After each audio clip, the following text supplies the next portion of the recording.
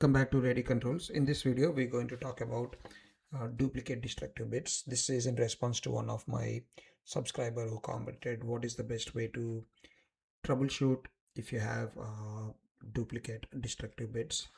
If you look at this program, what I have in front of me, and you could see on the screen, I'm showing the video feed of my control board, which has a PLC. If you watch closely, look at the yellow light that would be flashing or blinking for a small amount of time. You could see that happening in 2 seconds.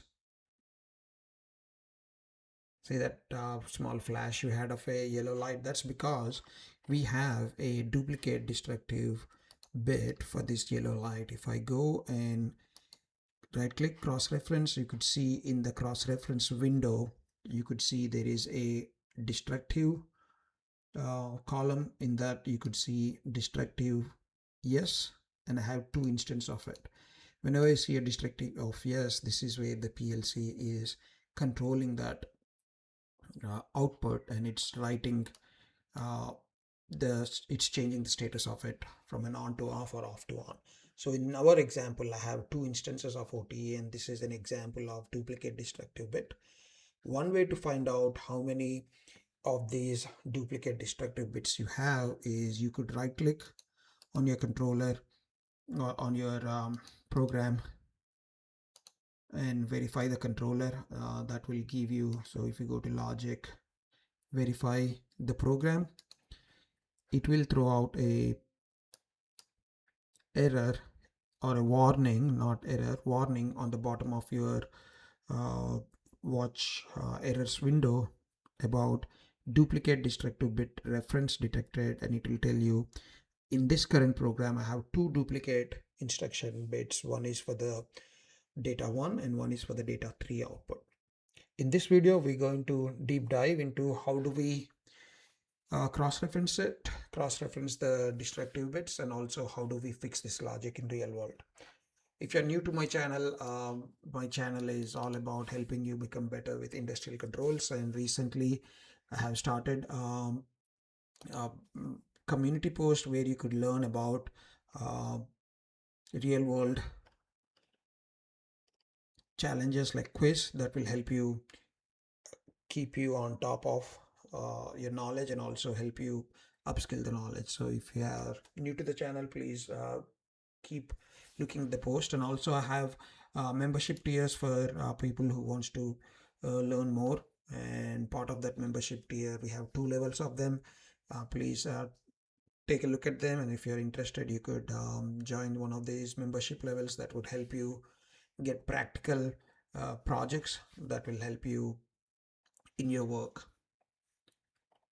Now going back into the video, as you can see, we talked about destructive bits, and if you look at the logic, this is a simple logic which which is just a cycle start, and once the program starts, once the machine is in auto cycle start,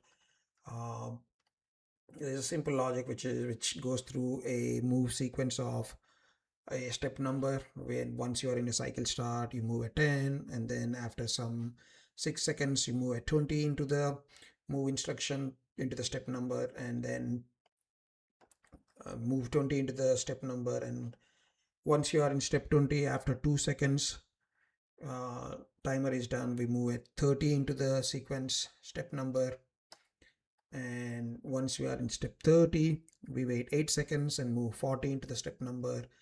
And in here, for the output drivers or outputs, what we created is, if I'm in step 10, we want the yellow light to come on. When I'm in step 20, when this step number is equal to 20, we want the blue light. But when we are in 30, we want a yellow light and a blue light to come on. And when we are in step 10, step 40, we move the sequence step number to 10 and reset. Right. So what's happening here, if you look at yellow light, it has 2 OTAs. One when step number is 10, the other is step number 30, right? And that's why you could see the flashing yellow light happening, because the moment we are in step 10, we have this instruction saying to come on, and immediately in the same scan we're looking for this instruction which is turning it off. You could see that's the flash you're seeing.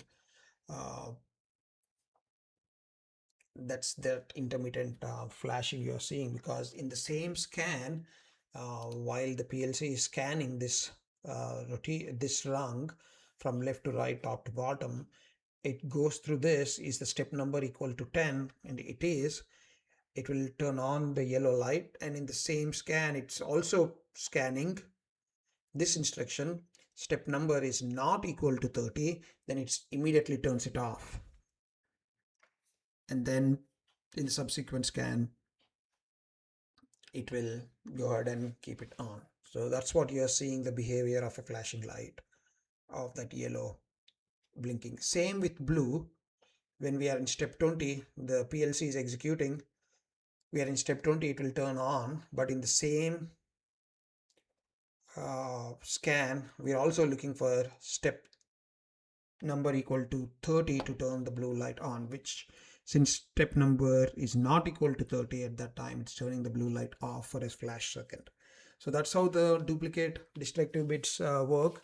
And the best way to clean up the duplicate destructive bits in our example is we know we want the yellow light to be on when we are in step 10 or step 30. So what we have to do is just put one branch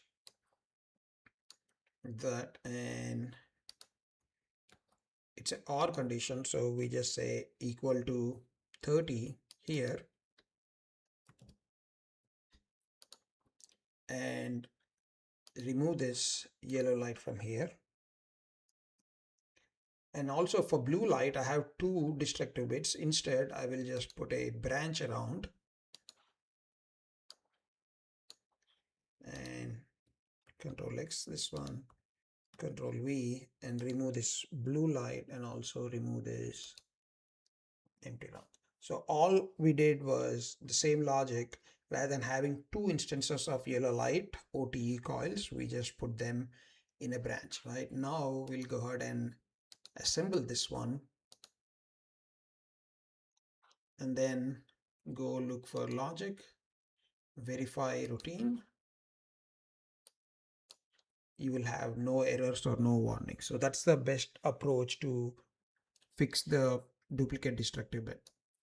So now if you look at the scan, you won't see the flashing or a flickering yellow light or a flickering blue light, because the instruction has a OR condition. So it will just turn the yellow light when one of these conditions is true, and we don't have a duplicate destructive bit. So to summarize, in this video we looked at what is duplicate destructive bits and how do we troubleshoot them and resolve. This is the simplest example, but you might have complicated examples where you might have a move instructions or copy instructions.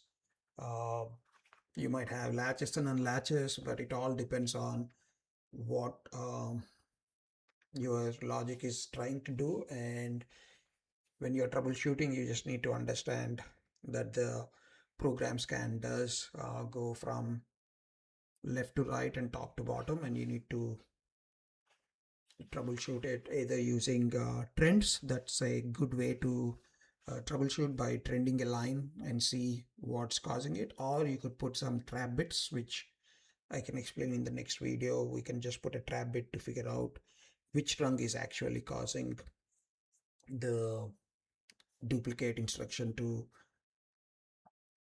work. That's all in this video. If you like this video, please do share, subscribe to my channel, and until then, see you in the next video. Thank you.